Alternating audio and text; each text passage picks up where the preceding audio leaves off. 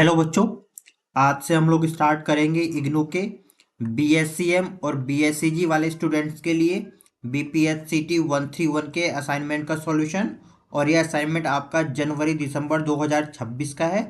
इस असाइनमेंट का आज हम लोग सॉल्व करेंगे क्वेश्चन नंबर फर्स्ट का ए पार्ट।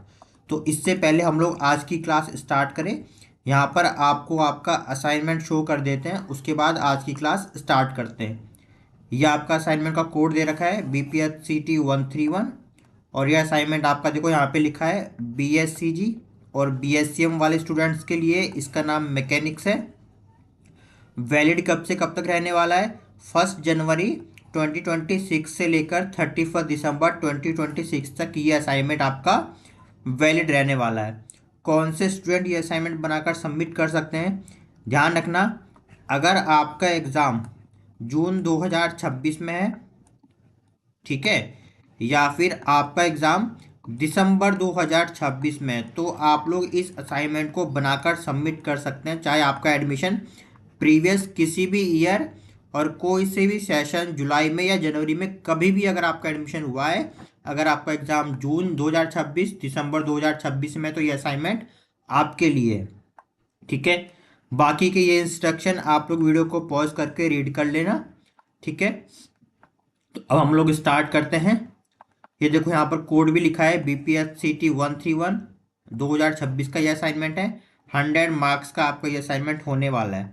तो अब हम लोग स्टार्ट करते हैं क्वेश्चन नंबर फर्स्ट का ए पार्ट। एक लेक्चर्स में एक क्वेश्चन को डिटेल में सॉल्व किया जाएगा, ठीक है।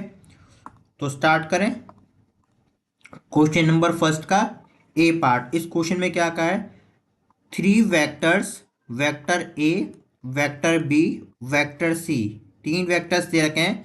सेटिस्फाई द कंडीशन, इस कंडीशन को सेटिस्फाई करते हैं कि vector A plus vector B plus vector C is equal to vector 0 if mod of vector A is equal to 4, mod of vector B is equal to 2, mod of vector C is equal to 3। ये values दे रखी है कि ये condition दे रखी है। तो आपको इसकी वैल्यू फाइंड करनी है। किसकी? ए डॉट बी प्लस में vector B dot C plus में वेक्टर सी डॉट ए, ठीक है। बहुत सिंपल है। अब देखो यहाँ पे पहले गिवन कर लेते हैं। गिवन क्या दे रखा है हमारे पास? गिवन 3 वेक्टर्स,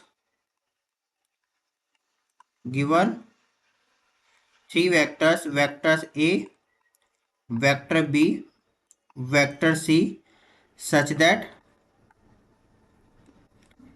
3 वेक्टर दे रखे हैं। कैसे दे रखे हैं? इस तरीके से दे रखे हैं कि तीनों वेक्टर का sum vector A plus vector B plus vector C is equal to 0 vector. ये हमारे पास दे रखा है गिवन। और इसके साथ क्या दे रखा है? मॉड ऑफ वेक्टर ए, इसे मैग्नीट्यूड बोलते हैं, अभी वो भी समझाएंगे। Mod of vector A is equal to कितना दे रखा है? 4। मॉड ऑफ वेक्टर बी कितना दे रखा है हमारे पास? 2। मॉड ऑफ वेक्टर सी कितना दे रखा है हमारे पास? 3। ये गिवन दे रखा है और आपको वैल्यू इसकी फाइंड करनी है। एंड आपको वैल्यू फाइंड करनी है कि ए डॉट बी प्लस में बी डॉट सी प्लस में सी डॉट ए, आपको ये वैल्यू फाइंड करनी है। अब इसको फाइंड करने से पहले आपको एक बार जरा साइड में बता देते हैं, ये लिखना नहीं, ये समझने के लिए है। Magnitude of vector A, magnitude of vector ए, ऊपर एरो का साइन जरूरी है। इस पूरे को ना एज अ सिंबल हम कैसे लिख सकते हैं? ऐसे लिख सकते हैं, ये मॉड लगा के अंदर वेक्टर ए और ये मॉड, यानी 2 वर्टिकल लाइन के बीच में वेक्टर ए लिखना, इसे ही बोलते हैं मैग्नीट्यूड ऑफ वेक्टर ए। और इसको मैं ऐसे भी लिख सकते हैं, सिंपल ए, ठीक है। तो इसमें और इसमें डिफरेंस है। ये देखो यहाँ साइड, यहाँ बता देते हैं, ये है वेक्टर ए, ये क्या है? वेक्टर ए। और अगर केवल ए लिखा है तो इसे बोलेंगे मैग्नीट्यूड ऑफ वेक्टर ए, ठीक है। या तो ऐसे लिखो वर्डिंग में मैग्नीट्यूड ऑफ वेक्टर ए, या इस सिंबल में लिखो, या केवल ऐसे लिखो, तीनों का मतलब एक ही है। इतना समझ गए हो? ये वाइट वाला रफ कर देना। अब इसको सॉल्व करते हैं आगे जाके, ठीक है। नाउ इस क्वेश्चन को सॉल्व करने के 2 तरीके हैं, 2 मेथड हैं। हम आपको उस पहले मेथड से कराएंगे जो आपके बुक में जिस तरीके से सॉल्व किया हुआ है, ठीक है। तो अभी हमारे पास क्या गिवन दे रखा है था, हमारे पास ये दे रखा है कि vector A is equal to 4 mod में, है ना। अगर हम दोनों साइड में स्क्वायर करेंगे तो ये आ जाएगा ना, वेक्टर ए का मॉड का स्क्वायर इज इक्वल टू 4 का स्क्वायर। बोलो कोई दिक्कत तो नहीं। और इसको आप ऐसे भी लिख सकते हो, कैसे, A dot A is equal to 16। इसमें अगर कोई दिक्कत हो तो बताओ, ये आपको साइड में बता देते हैं अलग से। आपने डॉट प्रोडक्ट सीखा है, इसको रफ कर देंगे अभी। अगर आपका दो वेक्टर दे रखे हैं, लाइक वेक्टर ए और वेक्टर बी, इसका डॉट प्रोडक्ट जब करते हो तो ये आता है वेक्टर ए का मॉड, है ना, फिर वेक्टर बी का मॉड, और इनटू में आपका कॉस थीटा। अगर दोनों ही वेक्टर सेम है, वेक्टर ए और वेक्टर ए, तब ये क्या हो जाएगा, पहले वाले वेक्टर का मैग्नीट्यूड दूसरे वाले वेक्टर का मैग्नीट्यूड, क्योंकि दोनों सेम है तो ए ही आएगा, और कॉस थीटा। कॉस थीटा क्यों, क्योंकि दोनों वेक्टर सेम है तो दोनों के बीच का डायरेक्शन क्या होगी, सेम होगी। तो यहाँ पे एंगल कितना हो जाएगा, 0। बिल्कुल भी अगर डाउट हो रहा है ना, प्लीज़ ये चैप्टर कंप्लीट करना, क्योंकि वेक्टर ए और ए दोनों सेम ही तो वेक्टर है। अगर वेक्टर सेम है तो उनके बीच का एंगल क्या होगा, 0 होगा। और cos 0 कितना होता है, 1। तो आंसर कितना आ जाएगा, वेक्टर ए और वेक्टर ए, cos 0 कितना हो जाएगा हमारे पास, 1। तो फिनिश हो गया। ओवरऑल ये कितना आंसर आ गया, वेक्टर ए के मॉड का होल स्क्वायर। तो वही तो लिखा है, देखो, वेक्टर ए के मॉड का होल स्क्वायर को हमने लिख दिया ए डॉट ए। जरा से भी कॉन्सेप्ट में अगर डाउट हो रहा हो ना तो प्लीज़ अपने लेक्चर्स कंप्लीट करना है। हमें हर टॉपिक्स को डिटेल में नहीं बता सकते, क्योंकि एक क्वेश्चन कई टॉपिक से मिलके बना हुआ होता है। उम्मीद करते हैं आपको क्लियर हो गया होगा। सेम इस तरीके से, और हमारे पास दूसरा क्या दे रखा था, vector B is equal to mod में 2 दे रखा है।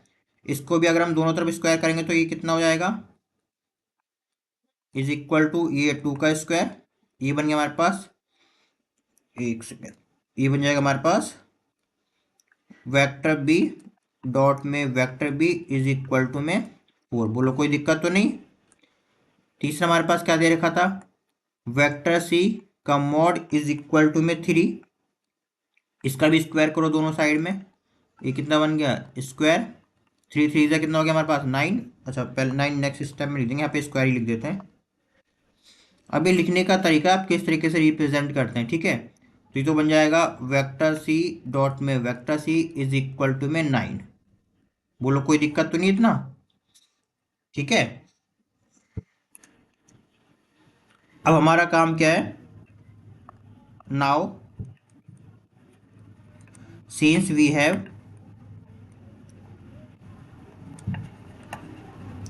हमारे पास ये देखा है ना कि वेक्टर ए प्लस में वेक्टर बी प्लस में vector C is equal to vector 0, ये इक्वेशन फर्स्ट दे रखी थी। अब आपका काम क्या है, इस इक्वेशन में दोबारा सुनना, इस पूरी इक्वेशन में एक बार वेक्टर ए से मल्टीप्लाई करेंगे, एक बार वेक्टर बी से मल्टीप्लाई करेंगे, एक बार वेक्टर सी से मल्टीप्लाई करेंगे।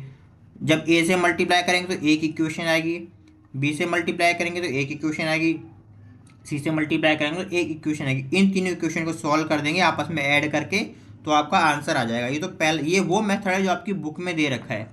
दूसरा भी मेथड है डायरेक्ट फॉर्मूला लगा के, वो भी कर सकते हो, मर्जी आपकी है, ठीक है। तो हम बुक वाला करेंगे।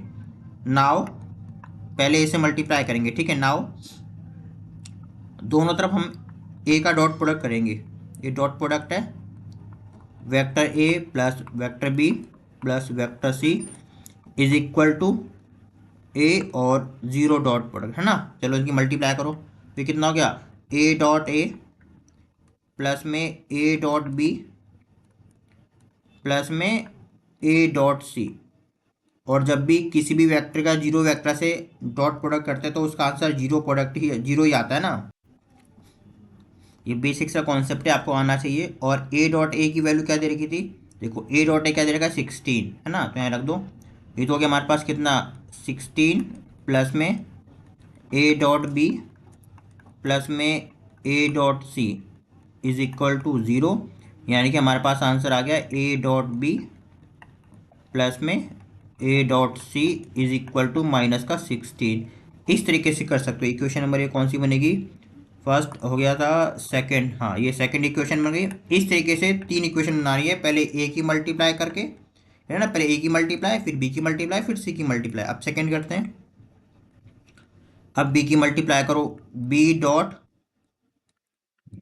ए plus B, vector A plus vector B plus vector C is equal to vector B की दोनों साइड में मल्टीप्लाई कर दी हमने, देखो इधर भी मल्टीप्लाई करी और इधर भी मल्टीप्लाई करी, कर सकते हैं ना। तो ये हो गया बी डॉट ए प्लस में बी डॉट बी प्लस में B dot C is equal to zero. B dot A है ना, और ये बी डॉट बी की आंसर कितना है, देखो 4, ये रहा ना 4, और दूसरे वाले का सी वाले का 9 है, तो डायरेक्ट हम पुट कर लेंगे। ये तो हो गया हमारे पास 4 प्लस में B dot C is equal to zero. तो ये आंसर कितना बन गया, बी डॉट ए प्लस में B dot C is equal to -4। ये बन गया इक्वेशन नंबर सेकेंड, हो गया था थर्ड, इक्वेशन नंबर थर्ड। अब एक और मल्टीप्लाई कर दो सी के लिए, डायरेक्ट फॉर्मूले से भी कर सकते हैं, ठीक है, एलजेब्रा का फॉर्मूला एक लगता है उसे भी कर सकते हैं, लेकिन आपकी बुक में जिस मेथड से दिया वो मेथड आपको बता रहे हैं। और नेक्स्ट इसमें सी से मल्टीप्लाई कर देंगे, तो ये भी कितना हो जाएगा, सी डॉट ए प्लस में सी डॉट बी प्लस में C dot C is equal to में ज़ीरो। तो ये कितना हो गया हमारे पास, सी डॉट ए प्लस में सी डॉट बी प्लस में, और ये कितना 9 दे रखा था, इज इक्वल टू ज़ीरो। तो ये तो हो गया हमारे पास सी डॉट ए प्लस में सी डॉट बी और इज इक्वल टू माइनस में इक्वेशन नंबर सेकेंड, थर्ड और ये फोर्थ वाला है ना। अब इन तीनों इक्वेशन को ऐड कर दो, है ना। नाउ बस आपका आंसर आ जाएगा।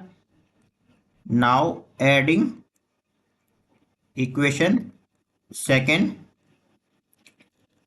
थर्ड एंड फोर्थ, ठीक है। तो क्या दे रखी थी हमारी इक्वेशन, ए डॉट बी और A dot C, A dot B plus में ए डॉट सी, ठीक है। एक सेकेंड, लेफ्ट हैंड में और राइट हैंड साइड राइट में ऐड करेंगे, ठीक है। और ये कितना है, एक सेकेंड बच्चों, ये कितना था, बी डॉट ए और B dot C, B dot A और बी डॉट सी, और तीसरा क्या था हमारे पास, सी डॉट ए और C dot B, C dot A और C dot B is equal to, ये कितना हमारे पास ये रखा था, -16 -4 और -9। लेफ्ट हैंड साइड एक साथ ऐड कर दी, देखो सेकेंड इक्वेशन की ये left hand side, third equation की ये left hand side, fourth equation की ये लेफ्ट हैंड साइड, तीनों को ऐड कर दिया। सेम ऐसे ये सेकंड इक्वेशन का पार्ट था, ये थर्ड इक्वेशन का, ये फोर्थ इक्वेशन का। अब आपको एक बात पता होगी, जब आपने डॉट प्रोडक्ट सीखा है, क्या सीखा है, ये अलग से बता रहे हैं कि ए डॉट बी करो या फिर बी डॉट ए करो, दोनों का मतलब एक होता है कम्यूटेटिव प्रॉपर्टी। फिर से बोल रहे हैं, एक क्वेश्चन कई कॉन्सेप्ट से मिलकर बना होता है। अगर आपको रटना है तो रट लो, अगर कॉन्सेप्ट क्लियर करना है तो अपना सिलेबस कंप्लीट करो, सीधी सी बात है, ठीक है। तो यहाँ पे कितना हो गया हमारे पास, ए डॉट बी, ठीक है, और यहाँ पे क्या था, ये प्लस में ए डॉट सी। क्वेश्चन में क्वेश्चन लिख लेते हैं, क्वेश्चन में क्या किस सेंस में दे रखा है। क्वेश्चन में ए बी बी सी और सी ए को ऐसे रहने देना है ना, ए बी बी सी और सी ए को। तो हो जाएगा हमारे पास क्या, मतलब इसको एक सेकेंड, हाँ कोई गलत नहीं है समझना, ए बी बी सी और सी ए, मतलब ए बी ऐसे रहने देना है, बी सी ऐसे रहने देना है और सी ए ऐसे रहने देना है, बाकी दोनों को चेंज कर देना है, ठीक है। तो ये हमारे पास ए डॉट बी, इसको चेंज कर दो, ये बन जाएगा सी डॉट ए। अभी तो बोला रिवर्स कर सकते हैं डॉट प्रोडक्ट में, ये बी डॉट है, इसको कर दो A dot B plus B dot C ऐसी रहने देना क्योंकि क्वेश्चन के अकॉर्डिंग ना, और सी डॉट ए इसको भी ऐसी रहने देना, और ये सी डॉट बी को बी डॉट सी कर दो। अब ये देखो ऐड हो जाएंगे, अगर आप देखोगे तो ये तो हो गया -16 -4 -20 और -29, ठीक है। अब देखो ए डॉट बी ये रहा और ए डॉट बी ये रहा, तो ये बन गया कितना हमारे पास, 2 ए डॉट बी। सी, और ये फिर एक सेकेंड, सी वाला एंड में करेंगे पहले, फिर बी वाला करते हैं पहले। बी डॉट सी ये रहा और बी डॉट सी ये रहा, तो ये बन गया हमारे पास 2b.c।